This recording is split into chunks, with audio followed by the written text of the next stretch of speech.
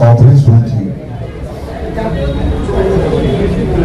कुछ अजीत दादा पवार के लोगों ने जो यहाँ पे इलेक्शन लड़ने आए हैं गाड़ी का निशान लेके, नजीर मुल्ला जी ने कल एक प्रेस कॉन्फ्रेंस लिया था। उस प्रेस कॉन्फ्रेंस के अंदर उन्होंने बहुत सारी बातें पत्रकारों को, हमारे शहरवासियों को इलेक्शन को देखते हुए, जो कि मैं उनसे ये उम्मीद नहीं करता था कि वो इतनी झूठी बातें भी करेंगे, तो हमें ऐसा लगा कि जो सच है वो आपके सामने रखना जरूरी है और जो अवाम है वो अवाम के सामने ये बात जाना बहुत जरूरी है। तो मैं अपनी बातों को रखूं उससे पहले मैं चाहता हूं कि स्लाइडर हाउस के ताल्लुक से कल उनकी प्रेस कॉन्फ्रेंस थी, उन्होंने उसमें शमीम अब्दुल गनी खान और एहतशाम फिरोज खान के नाम पे कल बहुत सारी बातें बेबुनियादी की थी, झूठ की थी। उसका खुलासा देने के लिए हमने बुलाया है प्रेस कॉन्फ्रेंस। उसके बाद मित्तल के जितने बिल्डर्स हैं, मैं भी इत्तेफाक से बिल्डर हूं, शाहू भाई भी बिल्डर है, हम लोगों के साथ में क्या क्या परेशानियां हुई है, 6 महीने तक किस तरीके से हमको परेशान किया गया है, इसका खुलासा भी करूंगा और शाहू भाई भी करेंगे। लेकिन मैं चाहता हूं कि स्लाइडर के रिलेटेड हमारे जो सुवर्णा घोष जो हमारी आर्किटेक्ट है, उनके साथ जो उनके असिस्टेंट हैं मोहिन देसाई साहब, वो अपनी बातों को पहले आपके बीच में स्लाइडर हाउस के रिलेटेड वो रखेंगे, फिर मैं बात करता हूँ। मोहिन भाई। सर, ये जो स्लॉटर हाउस है हमारा, वो स्लॉटर हाउस में एक एयर पॉलिसी की थी।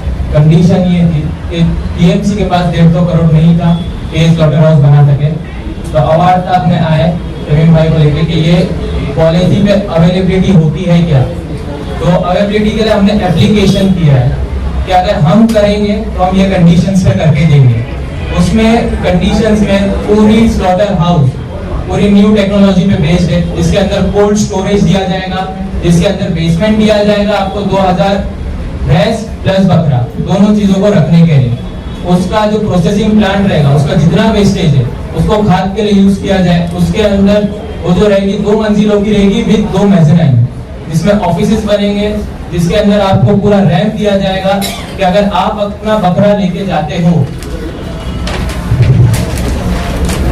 तो आप ये मेज़नाइन्स पे से खड़े रह के देख सकते हो कि आप ही का कट रहा है कि नहीं। इसके अंदर दूसरा टैंक जो वाटर प्यूरिफाइंग के लिए यूज होगा, उसको वो 10 लाख लीटर का टैंक है जो आपको स्लॉटर हाउस में बना के देना है। वो सब चीजें की कंडीशंस में है।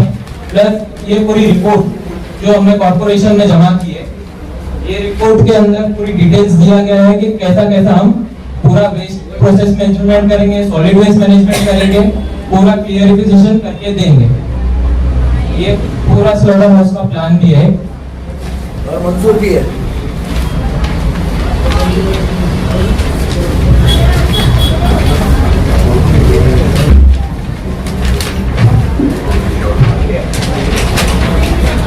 ये लेआउट प्लान हमने टीएमसी में जमा करके पूरा मंजूर किया।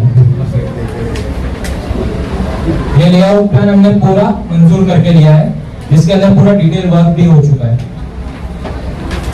शमीम भाई, इस पूरे मामले में कल उनका एक आरोप था रिजर्वेशन के प्लॉट को लेकर के।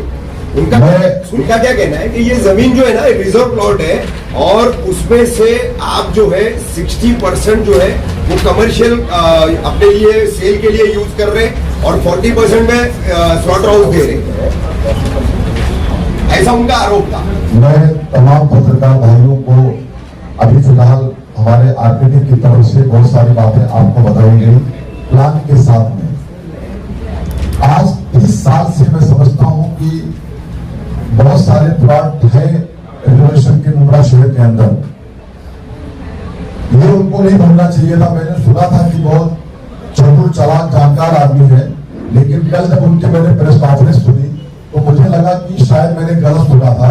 वो चतुर चालाक नहीं है, उनका काम है कि किस तरीके से सामने वाले को बदनाम करो, लेकिन जिसको अल्लाह इज्जत देना चाहेगा उसको तुम्हारे बदनाम करने से तो हमको बदनाम नहीं कर सकते।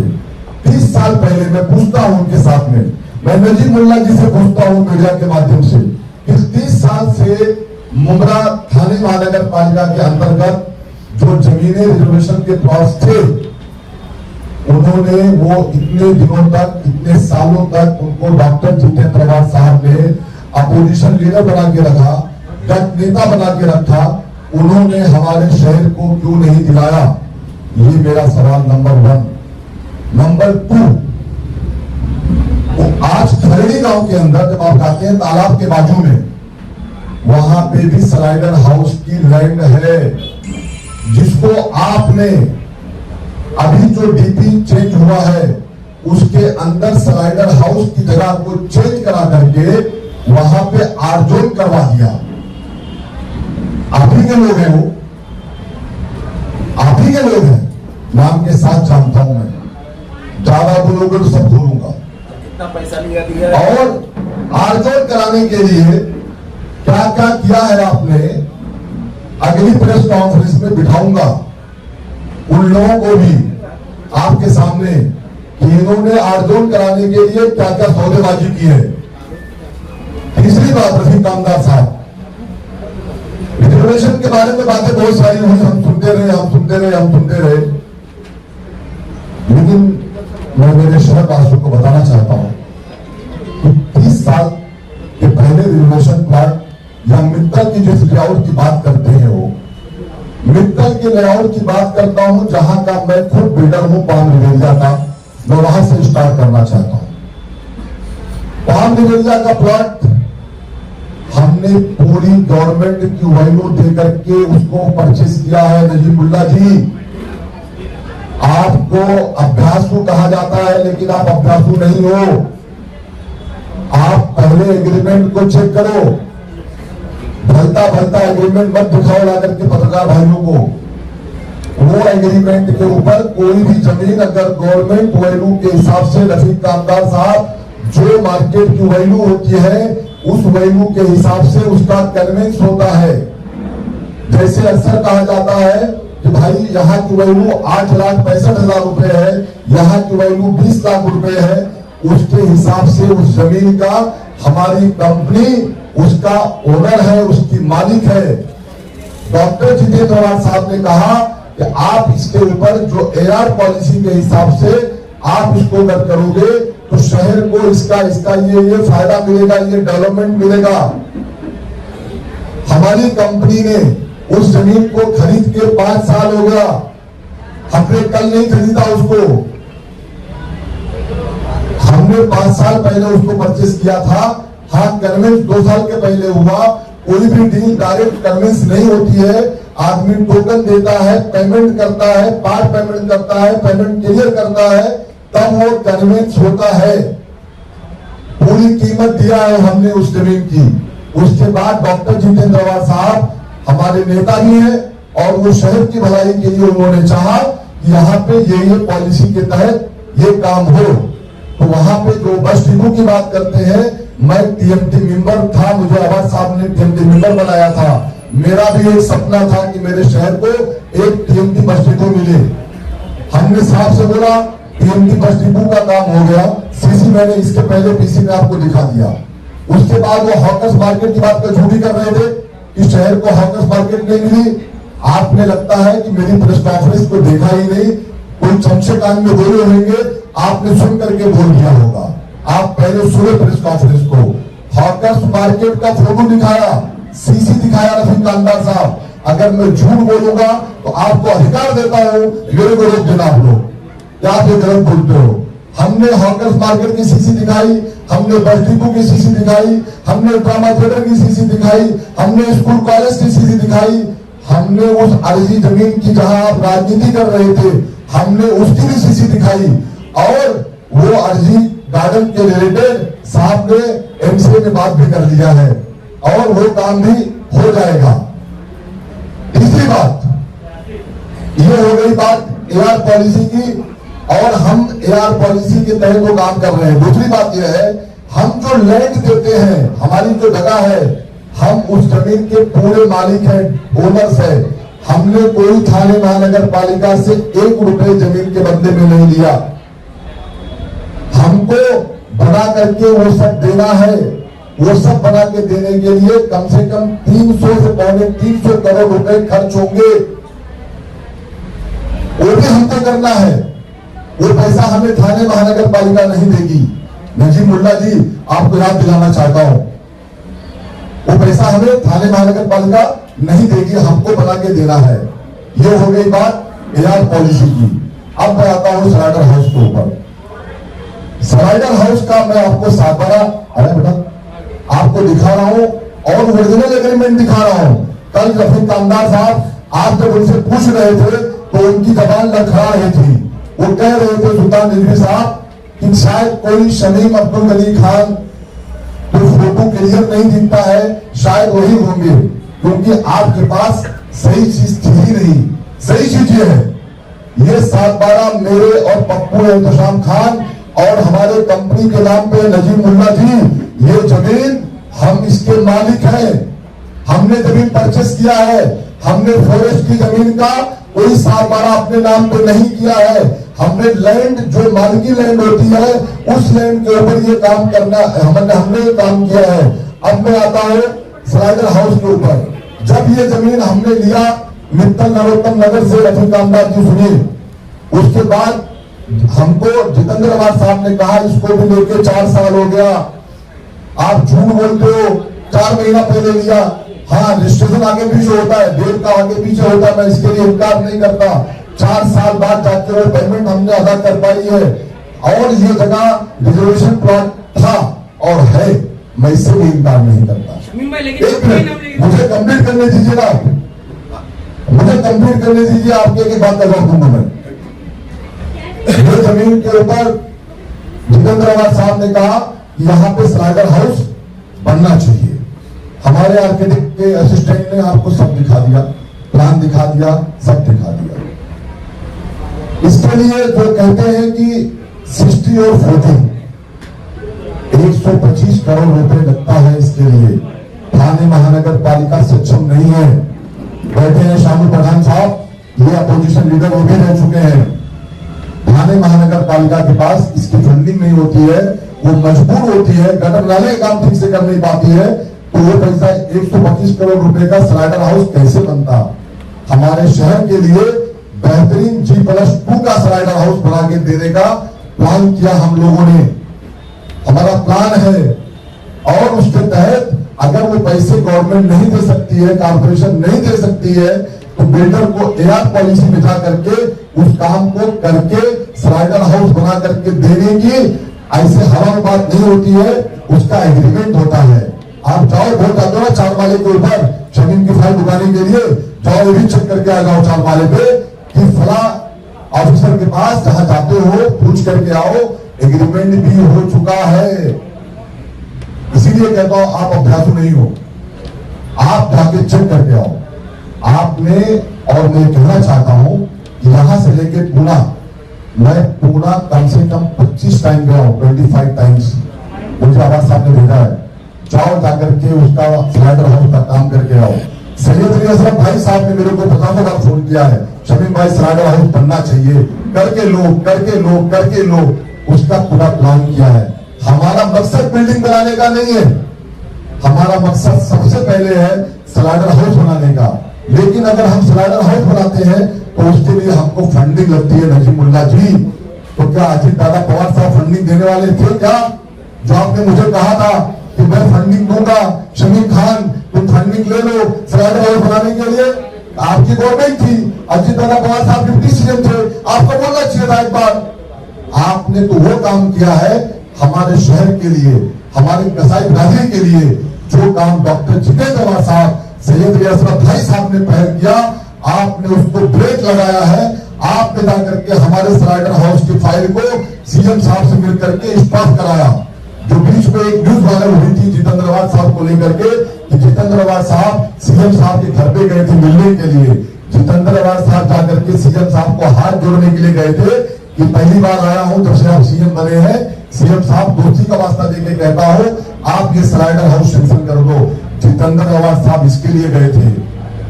आज बोलता हूं मैं आपके माध्यम से, इस तरीके का आप जो हमारे शहर वासियों को, और मैं आपके माध्यम से वादा करता हूं, एक टाइमिंग होता है, एक एग्रीमेंट होता है जो थाने महानगर पालिका शहर विकास एआर पॉलिसी के तहत, वो चाहे एआर पॉलिसी का हमारा फॉर्म एरिया हो, चाहे हमारा स्लाइडर हाउस हो, ये वो लेती है और उसके तहत हमें काम करके देना होता है।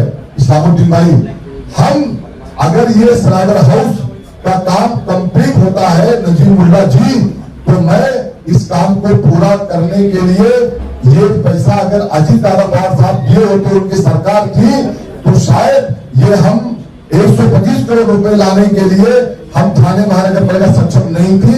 इसके लिए हमने एआर पॉलिसी का प्लान किया था, लेकिन आपने वो भी रद्द करा दिया। हम चोरी से काम नहीं करते, हम बिल्डरों को धमका करके डायरी में नाम नहीं लिखवाते। नजीम मुल्ला जी, मैं आपसे कहना चाहता हूं, हम मेहनत करते हैं। मैं उत्तर प्रदेश से बिलोंग करता हूं, शानू भाई आप भोपाल से बिलोंग करते हो। मेरे बहुत सारे दोस्त कोकन बिरादरी के हैं, बहुत सारे दोस्त यहाँ से लेकर सऊदी अरबिया तक है। कल बहुत सारे दोस्त मेरे अकबर भाई, असलम भाई दुबई से कल के कोकन जमात के प्रोग्राम में शामिल थे, मेरे फैमिली मेंबर हैं। हाँ, लेकिन साहब मैं उत्तर भारत से बिलोंग करता हूँ। इन्होंने किसी से कहा ये भैया आया है मुंगरा में, ये भैया की चड्डी निकालूंगा, ये भैया को यूपी निकल भेजूंगा। नजीम मुल्ला जी, बांटो मत कोकन बिरादरी के अंदर और उत्तर भारतीय समाज के अंदर, हम सब भाई भाई हैं। हम जब गुमराह में आए ना, तो हमको यही कोकन बिरादरी के भाई लोगों ने हमको, आज भले उनके साथ में है, लेकिन इन्हीं लोगों ने, तो एक दो लोग साथ में होंगे, एक दो लोग साथ खाली, एक दो लोग साथ में उनके खड़े हो सकते हैं, लेकिन हमको कल मेहमान नवाजी उन्होंने हमारी की। लेकिन आप कहते हो ये भैया को मैं यूपी भेजूंगा, ये भैया को मैं एडी में डालूंगा, ये भैया को मैं तो वाच लगा दूंगा। इसलिए कहते हो कि मैं जितेंद्र अवार्ड का लॉयलिस्ट था, लॉयलिस्ट हूं, लॉयलिस्ट रहूंगा। मैं तुम्हारी तरह जिस तरीके से तुमको जितेंद्र अवार्ड साहब ने एक बाप बनकर के एक बेटे के लिए काम किया है, अगर जितेंद्र अवार्ड साहब ने मुझे भाई, छोटा भाई मान करके मेरे कंधे पर रख के हमेशा मुझे हौसला अफजाई किया है, तो मैं उसको वार नहीं कर सकता। ये तुम्हारा जर्फ है, ये शमीम का जर्फ है। मेरा मुंह मत खुलाओ, वरना खुलने में जाऊंगा तो कहानी, पिक्चर अभी बाकी है। दूसरी बात, ये हो गई बात काम धंधे की। मैं कंस्ट्रक्शन के अलावा शानू भाई, मैं बिजनेसमैन भी हूं। मैं आरटीआई डाल करके पैसा नहीं कमाता साहब, मैं मेहनत करता हूं साहब। मैं 18 घंटा मेहनत करता हूं, मैं 18 घंटा मेहनत करके मैं अपनी रोजी रोटी कमाता हूं, मेरे बच्चों को लाके पालता हूं। तो मुझे ड्रोन से फोन करवाते हो, तुम मुझे मारने की कोशिश करते हो। आज बोलते हुए मैं 6 महीने नींद को निकाल सोया हूं, उसका जिम्मेदार नसीब हो जाए साहब। मैं कभी बोला नहीं अपने घर को, मेरे को दुबई से फोन करवाता है, मेरे को ईडी की धमकी देता है। मुझे बहुत सारी कोशिश तुमने किया, लेकिन मैं जिसका था उसके साथ हूं। तुम मुझे डरा नहीं सकते, तुम मुझे डरा नहीं सकते। मुझे अल्लाह ताला अगर मारना चाहेगा तो तुम बचा भी नहीं सकते, लेकिन मुझे बदनाम करने के लिए, मुझे तुमने अपने पाले में लेने के लिए बहुत कुछ किया। लेकिन शमीम खान के खून में गद्दारी नहीं हो सकती।